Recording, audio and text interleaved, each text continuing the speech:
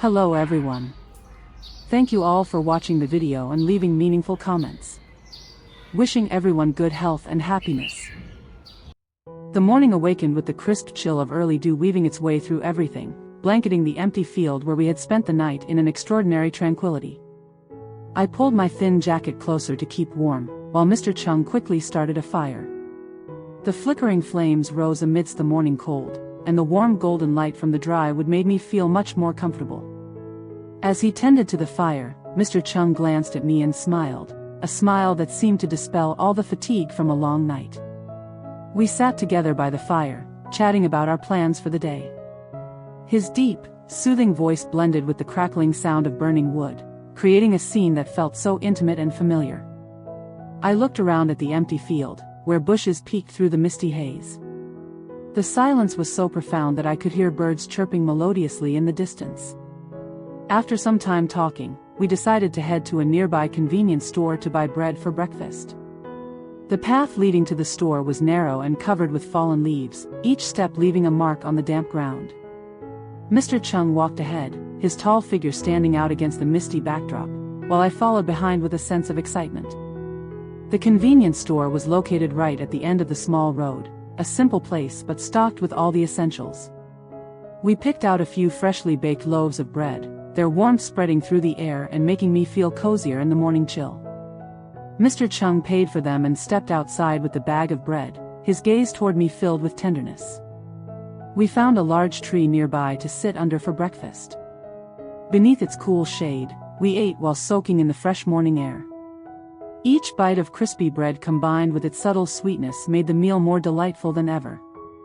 Mr. Chung shared some amusing stories from his past trips, his enthusiastic tone making me burst into laughter. Sunlight began to filter through the tree branches, casting shimmering streaks of light onto the ground. I looked up at the sky and felt an extraordinary sense of peace that morning. A new day was beginning with fresh plans, and having Mr. Chung by my side made everything feel so much more meaningful. After finishing breakfast, Mr. Chung and I sat under the shade of the tree to discuss plans for finding a long-term shelter. We both agreed that searching for an empty house to stay in would be the best option. Without hesitation, we began our journey, knocking on doors throughout the village. The narrow path leading into the village was flanked by rows of lush green trees, with gentle sunlight streaming down, creating a peaceful scene. We knocked on each door, meeting and chatting with the locals. Everyone welcomed us warmly, but the answers we received were all the same: there were no vacant houses available. Despite this, neither of us gave up. We continued wandering through the winding village roads, holding on to hope that we would find a place to stay. Each time we were turned away, Mr. Chung encouraged me with his warm smile and optimistic words. "Let's keep trying a little longer, maybe luck will come our way," he said, his eyes filled with determination. I could feel his persistence and grew even more confident that we would find a house. Finally, as the sun climbed higher in the sky, we encountered an elderly man sitting on his porch. After listening to us explain our situation, he thought for a moment before smiling and saying, "I have a small house that I don't use anymore, you can stay there." A sudden wave of joy lit up both our faces.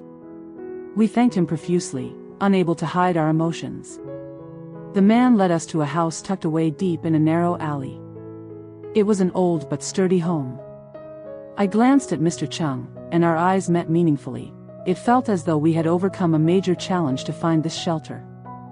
My heart was filled with gratitude toward the kind man and hope for the new life that awaited us in this house. The house the kind man offered us was tucked away deep in a quiet, secluded alley. As we stepped inside, I couldn't help but be surprised by how old and worn it was. The walls were stained and covered in cobwebs, the floors layered with dust, and the air inside heavy with the smell of dampness from being unoccupied for so long. Despite this, neither Mr. Chung nor I felt discouraged. We exchanged determined glances, silently agreeing that this would be the starting point for a new chapter in our lives. We quickly got to work cleaning up. Mr. Chung grabbed a broom and swept the floors with strong, decisive movements, while I wiped down the furniture, windows, and corners of cabinets. The layers of dust that had accumulated over time made the task more challenging than expected. Each swipe of the cloth turned it black with dirt, but I persisted. The sound of the broom brushing across the floor mixed with the running water as I cleaned the glass panes, creating a symphony of change, as if the house was gradually coming back to life after years of neglect. As we worked, sunlight streamed through the windows, illuminating the interior space. The gentle rays fell on Mr. Chung's face, highlighting his sharp features and focused eyes. I paused briefly to admire him. His presence gave me a sense of reassurance and renewed motivation to keep going. He turned to look at me, smiled softly, and said, "Take a break for a bit, we'll continue later." His words carried both care and encouragement, filling me with warmth. After resting for a moment, we resumed our tasks with even greater enthusiasm. I meticulously cleaned every corner of the cabinets and swept away cobwebs from the ceiling, while Mr. Chung tidied up the front yard and hauled out old items to dispose of them. The work stretched into the afternoon, transforming the once dilapidated house into a much cleaner and tidier space. Each time we finished cleaning an area, we exchanged smiles as if cheering each other on. Though small, the house had plenty that needed attention, from dusty wooden chairs to cloudy window panes dulled by time. We approached every detail with care. At one point, I grew so tired that I had to sit down for a break, but seeing Mr. Chung still diligently working inspired me to get back up and continue. His perseverance seemed to fuel my own.